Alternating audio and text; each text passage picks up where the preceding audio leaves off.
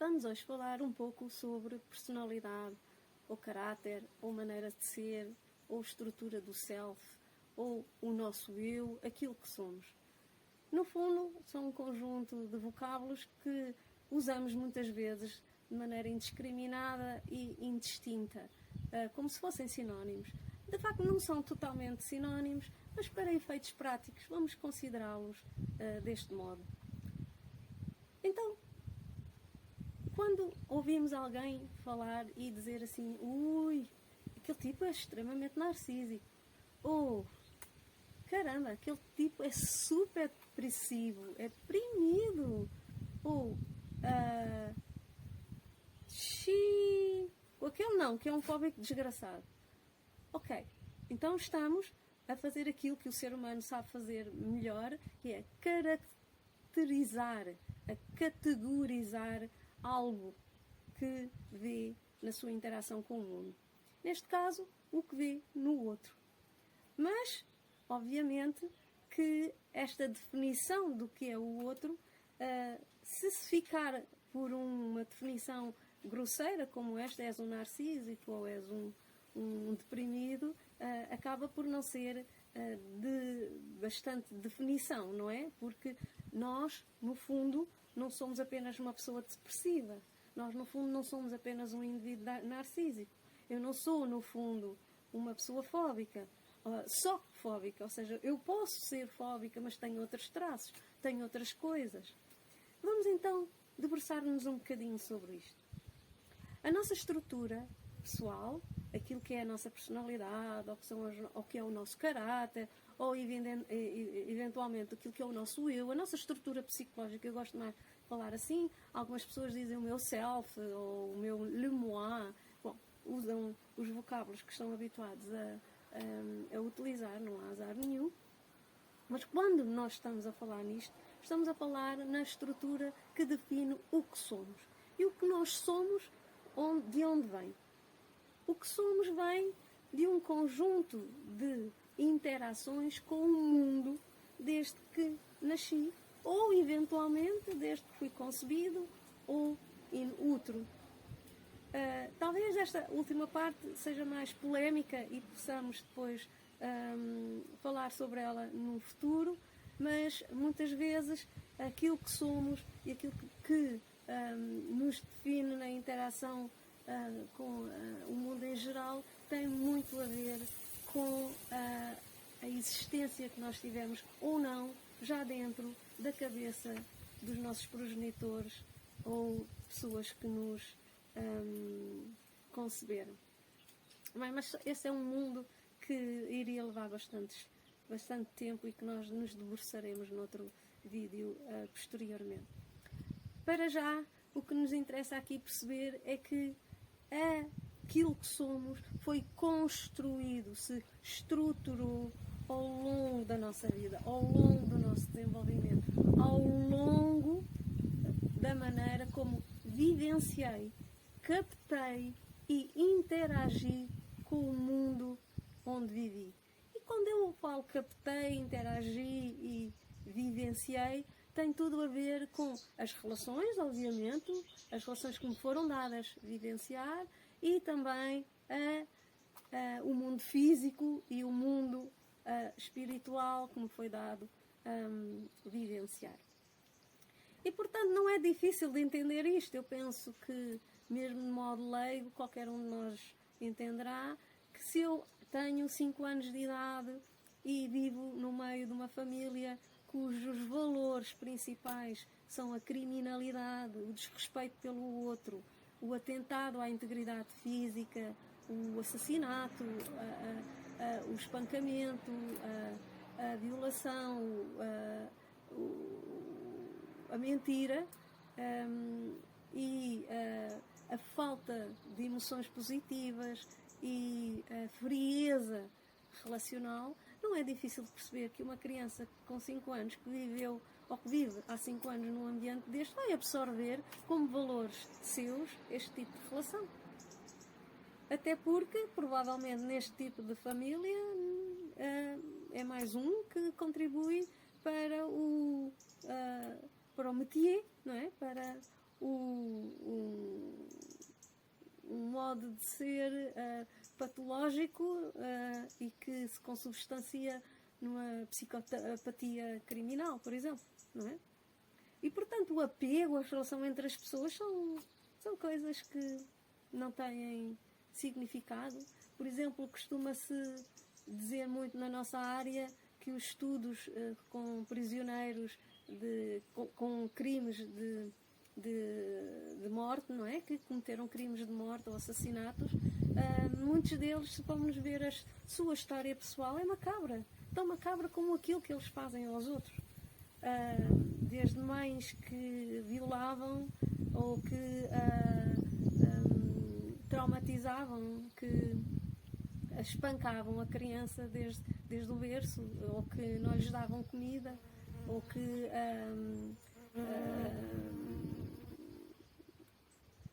bem, eu penso que nem é por aí que nós vamos, senão ficaríamos aqui debruçados muito tempo sobre isso. Na verdade, o ambiente onde nos desenvolvemos é um ambiente que define parte do que nós somos. Aliás, maioritariamente o que somos, não é? Depois tem também a nossa contribuição para o ambiente, que também fará, de algum modo, parte daquilo que somos, mas para já, para os efeitos que quero aqui frisar, é importante perceber que uma criança, um ser vivo, humano, que foi criado num determinado ambiente, onde há determinado tipo de características relacionais, pode define a sua estrutura de self, o seu eu, a sua personalidade e o seu caráter de um modo, e se for lhe dado a vivenciar outro tipo de valores, outro tipo de relações, outro tipo de interação com o mundo, vai ter outra estrutura de personalidade, outros caráteres e por aí fora. Outro caráter e por aí fora. Agora, nós não nos podemos definir apenas como uma pessoa com um caráter. Eu sou um narcísico, eu sou um afóbico, ou eu sou um depressivo. Nós não nos podemos definir apenas como uma característica que nos identifica. Nós somos um conjunto de características, somos um conjunto de traços, somos um conjunto temos um conjunto de núcleos que define o nosso self, o nosso eu. Por exemplo, é fácil perceber que uma pessoa que é amorosa, carinhosa e muito afetuosa, em certas circunstâncias, pode também ser muito agressiva e muito diretiva e muito dura. E às vezes ficamos um bocadinho abananados porque temos a tendência a entender que nós temos aquela característica e que não há a coexistência de outros traços e de outras características. Não é verdade. Nós todos somos um conjunto de características. Então é na interação com o mundo, durante o meu desenvolvimento, desde miúdo, por intermédio dos órgãos dos sentidos, que é o portal a partir do qual eu recebo o input do exterior, quer seja o input relacional, afetivo, amoroso, quer seja o input objetal, dos objetos, dos lugares, das coisas, espiritual, da transcendência, seja o que for. E, portanto, quando eu recebo este input, estou a contribuir para a construção desta estrutura, não é? Que é o meu eu. Eu habitualmente até costumo usar este gesto, o meu eu, não é? É algo que me define, aquilo que eu sou, a minha estrutura psicológica. Então esta coexistência de traços, de núcleos, é aquilo que me vai fazer ter a minha entidade ou a minha identidade psicológica, aquilo que eu sou e a maneira como eu depois vou interagir com o mundo. Que traços é que nós estamos a falar? Que núcleos é que estamos a falar? Estamos a falar em muitas das coisas que todos nós, no nosso cotidiano, habitualmente percebemos no outro e que conseguimos definir, ou até em nós próprios, e que facilmente conseguimos encontrar vocábulos para os definir. Por exemplo, eu estou a falar num traço de personalidade ou num dos meus núcleos. Pode ser, por exemplo, o fóbico. Eu tenho medo de algumas questões na minha vida, tenho medo de sair à rua, tenho medo de ser atropelado, tenho medo de andar de avião, tenho medo de deixar a luz acesa, tenho medo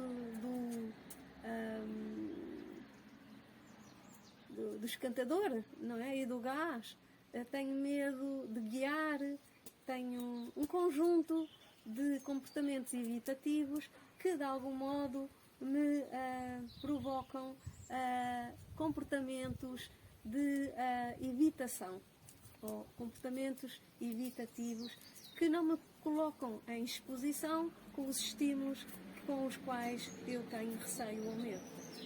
Ora bem, este nosso núcleo evitativo ou fóbico, que é um dos nossos lados neuróticos, é de facto um núcleo que até é protetor. Se eu tenho medo de meter os dedos na tomada de eletricidade, então eu não o vou fazer e evito com isso que eu possa levar um choque e todas as consequências que isso possa ter.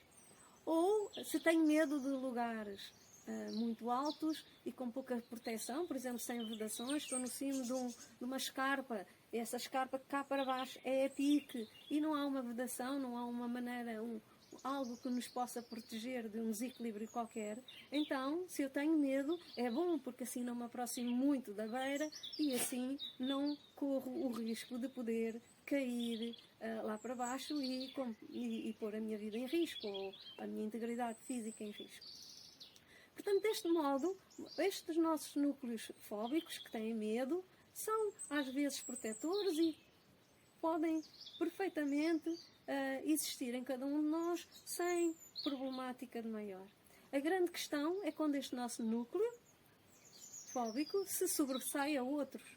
Quando eu não consigo sair de casa porque tenho uma fobia social e é impossível para mim apanhar um comboio, guiar um carro, estar no meio de outras pessoas, subir as escadas de um hospital rodeado daquelas pessoas todas, ou de ir simplesmente à faculdade e estar com os meus colegas num anfiteatro. É impossível para mim. Então eu refugio-me dentro de casa para me proteger da ansiedade galopante e provavelmente até de um ataque de pânico que eu tenha, se me colocar em exposição com os estímulos que me provocam fobia ou medo. E, portanto, se isso acontecer, este meu lado fóbico, este meu lado medroso está muito exacerbado e eu posso dizer que se salienta dentro da minha estrutura psicológica o meu traço ou o meu núcleo fóbico. Mas o meu núcleo fóbico pode coexistir, por exemplo, também com o meu núcleo obsessivo. Eu obsessivamente verifico dentro da minha mala onde coloquei a caneta. Já verifiquei 300 mil vezes, a caneta não está na mala, mas eu obsessivamente continuo a abrir todas as bolsinhas da mala, e na lateral, no lado de trás da mochila, na parte da frente, dentro da carteira, onde estará a dita caneta que eu já vi e já tenho quase a certeza que não está na minha mala. Mas reparem o que eu disse, quase a certeza. Nunca tenho a certeza. Portanto, esta ritualização, esta verificação compulsiva, às vezes retira-me qualidade de vida. Porque imaginem o que é, eu fui até Geneve e chego a Geneve e tenho a sensação que deixei o esquentador aceso. Aliás, antes de sair de casa eu verifiquei 1000 vezes, mas ao chegar a Geneve continuo com as minhas dúvidas.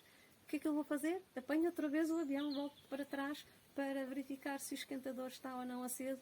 Atenção que isto parece inverosímil, mas é bem possível. Se eu não tiver ninguém a quem telefonar para me ir ver se está ou não aceso o esquentador, eu conheço pessoas que sim, apanham um avião de volta. Mas até conheço pessoas que, ao se confrontarem com esta dúvida, também não vão confiar que o outro vai, ou alguém a quem telefonem, vai fazer uma verificação acurada e, portanto, terão de ser eles a voltar para trás e a verificar 300 mil vezes se o esquentador está aceso ou não. E quem diz este tipo de verificações e este tipo de obsessões também diz outras, não é? Eu posso ter, por exemplo, uma obsessão compulsiva, uma compulsão a comprar roupa. ou a fazer compras, às vezes não é preciso ser roupa, mas a fazer compras, mesmo que não me sirvam, mesmo que eu sei de antemão que não vou vesti-las nunca, mas na altura quando estou a comprar é que a minha convicção é que sim, que eu preciso daquilo e que vou mesmo precisar daquilo e que me serve. Já agora a maior parte das vezes a pessoa nem vai experimentar se a roupa lhe serve. E é capaz de comprar, por exemplo, 7 camisolas de gola alta, todas brancas, iguaizinhas da mesma marca. Se é caro ou não, se há dinheiro ou não para comprar, também não tem muita importância, porque de algum modo pode-se arranjar uma maneira de contornar a coisa, nem que seja a crédito. Portanto, estas compulsões que todos nós temos, ou eu ter os meus chinelos debaixo à beirinha da cama quando me vou deitar, sempre na mesma posição, nem mais para cima, nem mais para baixo, absolutamente simétricos, alinhados e naquele sítio do chão, não mais à esquerda, não mais à direita. E se assim estiver, eu tenho que me levantar e colocar os chinelos naquela posição. Portanto, os rituais de lavagem ou de limpeza, as coisas que têm que estar sempre direitinhas, simétricas e todas absolutamente na regra do quadradinho, como eu costumo falar. Este tipo de traço de personalidade pode nem ser problemático. Passa a ser problemática a partir da altura que me compromete a minha vivência, o meu dia-a-dia, e compromete também a relação que tenho com os outros. Obviamente, não é? E quando isso acontece, eu digo que este traço de caracterologia, ou de personalidade, ou esta estrutura, este núcleo do meu eu, que está mais saliente, é de facto uma estrutura obsessiva ou compulsiva, ou obsessiva-compulsiva. E posso até desenvolver um transtorno obsessivo-compulsivo que me compromete todos os comportamentos e todos os movimentos de vida e as relações que mantenho e tudo o que faço. E, de algum modo, não me faz ser feliz. Embora eu tenha a ilusão que sou feliz se controlar todas as variáveis do ambiente, compulsivamente, ao milímetro, ao segundo, etc, etc. E aí ter a ilusão, apenas a ilusão, que estou controlada e que a minha ansiedade diminui. É verdade, a ansiedade diminui se eu efetuar os comportamentos obsessivos. O que não vai acontecer é nunca se vai extinguir e eu não vou viver uma vida feliz, porque qualquer outro estímulo a seguir vai ser disparador para a minha incerteza acerca do controle das variáveis do mundo exterior. Qualquer destes traços, por exemplo, os traços obsessivo ou compulsivo, até o fóbico, são mecanismos de defesa, como acabámos de dizer, contra a ansiedade ou contra uma ideia, às vezes não muito estruturada na cabeça das pessoas, mais subliminar de autodestruição ou de desmembramento ou algo que o valha. Mas como todos os mecanismos de defesa psicológicos, este também é um mecanismo ineficaz. É apenas ilusão. Porque a minha vida, ao se comprometer com este tipo de comportamentos, que eu não consigo deixar de efetuar, não vai ter uma expressão de felicidade. E muito menos com as pessoas que convivem comigo. Outro traço de personalidade que eu posso ter, ou outro núcleo, é, por exemplo, o núcleo deprimido, o núcleo depressiogénico.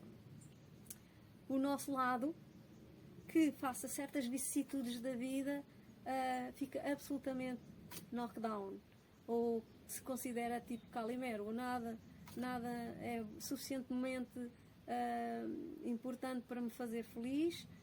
Eu sou uma pessoa a quem a sorte não bafejou, os outros têm sorte, eu não, era bom. Sorte grande também não é coisa que me saia, portanto, eu não sou o eleito, não é? Deus não olhou para mim, estou cá em baixo e Ele ainda não percebeu que eu preciso de ajuda, nada no mundo me recompensa, nada me dá verdadeira satisfação. Choro com frequência, às vezes não choro, mas outras vezes choro com frequência e às vezes já nem sei porque choro. o Fernando Pessoa é que dizia, não é? Há tanto tempo que me fecho à chave dentro de mim que é porque já não choro, que a tristeza não tem fim. Algumas pessoas não choram mesmo, mas têm uma maneira de estar na vida absolutamente descaída, em que até o corpo se manifesta de um modo descaído e desenergizado, sem vitalidade. E se eu tenho este traço, este núcleo muito ativo, então eu estou num lado da minha personalidade muito depressivo ou deprimido, se for uma coisa mais soft. Outro traço que eu posso ter, por exemplo, é o meu lado narcísico, o meu lado balofo, de autoconfiança, que se vê com valor, com eficácia, com eficiência, com proficiência, que sabe fazer tudo, que é capaz mais do que os outros e que tem muito mais expressão e muito mais valor que a maior parte das pessoas em geral. Este meu lado narcísico de consigo, quero, posso e vou alcançar é um lado que não cabe dentro de uma sociedade onde as pessoas não valorizam aquele que só se elogia, que considera que tem o valor todo do mundo, a razão toda do mundo, e que os outros, de algum modo, são todos filhos de um Deus menor, são todos uns incapazes, pessoas sem valor que ao pé de mim não se podem comparar. Ora, em termos relacionais, obviamente, ninguém está para aturar uma personalidade narcísica. Aqueles que estalam o dedo e querem vassalagem. Aqueles que estalam o dedo e tudo lhes aparece. Aqueles que estalam o dedo e sabem controlar todas as variáveis do mundo. Muitos de nós não estão para aturar pessoas assim, como é óbvio. E, mais uma vez, este meu núcleo, este meu lado narcísico, este meu lado mais balofo, não é? de capacidade exacerbada, é apenas um mecanismo de defesa para me segurar de uma insegurança interna que eu não quero admitir e que me foi legada pelo meu desenvolvimento e pela minha história de vida e por tudo o que vivenciei até agora. Se não acreditaram muito em mim, se não me deram valor, se eu estive sempre a mais, eu posso ter duas saídas, dois mecanismos de defesa. Ou fico deprimido porque não tive nada disto, o que merecia, ou fico a pensar que tenho mais valor do que aquele que tenho para conseguir viver com a dor de me sentir de facto diminuído.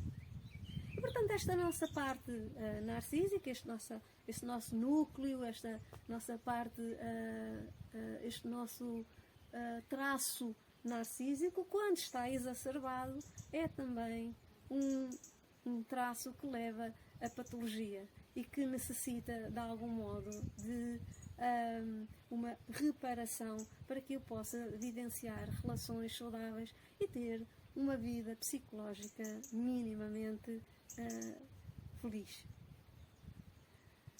Outros traços de personalidade, outros núcleos que podemos falar são, por exemplo, os nossos lados de desconfiança, os nossos lados mais esquizoides, não é? Aqueles que consideram que o mundo está a confabular e a conspirar contra nós, que não há certezas absolutas com nada no comportamento dos outros, nem no que acontece, porque eu desconfio que aquilo tem a ver com algo que não me vai fazer feliz ou não vai contribuir para aquilo que eu desejo.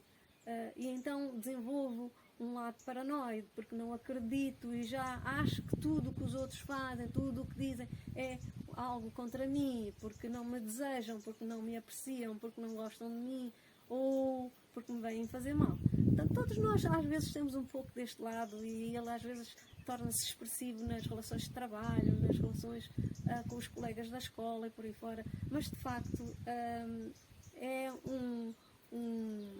um núcleo que nós necessitamos ter, que faz com que seja protetor, muitas vezes, para nós ter um comportamento evitativo, mas que exacerbado me leva à deterioração nas relações. Até porque se eu não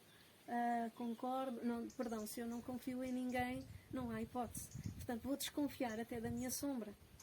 E eu passo a vida numa hipervigilância contínua e passo a vida a fantasiar quase com pensamentos mais ou menos deliroides, não é? Coisas. E às vezes quase que vejo ou sinto coisas que não existem, pode até arraiar qualquer coisa mais alucinogénica. Obviamente que quando atinge um estado de delírio ou de alucinação muito bem definido, eu já passo para a patologia e posso ter uma psicose ou uma esquizofrenia. Mas, de qualquer modo, todos nós temos núcleos psicóticos.